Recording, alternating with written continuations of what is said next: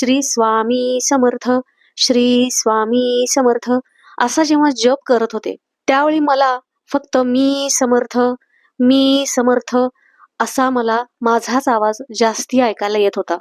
किंवा असं समजा की ते मला सांगत होते की तूच त्या गोष्टीतून निघू शकतेस बाहेर. तूच स्वतःच इतकी समर्थ आहेस की त्या सगळ्या अडचणीवरती तू मात करणार आहेस. मी कोणीच नाहीये, माझी फक्त तुला सोबत आहे. मी तुझ्या सोबत आहे, मी तुझ्या पाठीशी आहे, मी तुझा हात धरलेला आहे. पण जे काय आहे ते तू स्वतःच म्हणतेस, मी समर्थ, मी स्वसमर्थ, मी समर्थ.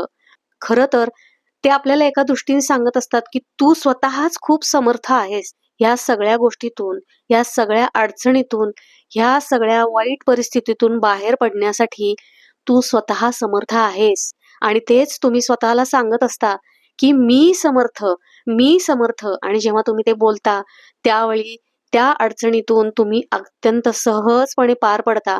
तुम्हाला एक तो विश्वास, तो आधार जे देत असतात ना, ते म्हणजे स्वामी समर्थ महाराज. आणि ते तुमच्या सोबत असतात आणि म्हणूनच तुम्ही समर्थ असता त्या गोष्टीतून, त्या परिस्थितीतून बाहेर पडण्यासाठी. स्वामी महाराज नेहमीच आपल्या भक्ताला स्वबळ देण्यासाठी, आत्मविश्वास देण्यासाठीच समर्थ असतात. नामजप केल्याने आपल्या आयुष्यात अडचणी येणारच नाहीत असे नाही, पण त्यातून निघण्यासाठी, ते पार करण्यासाठी आपल्याला स्वामी पाठबळ देत असतात.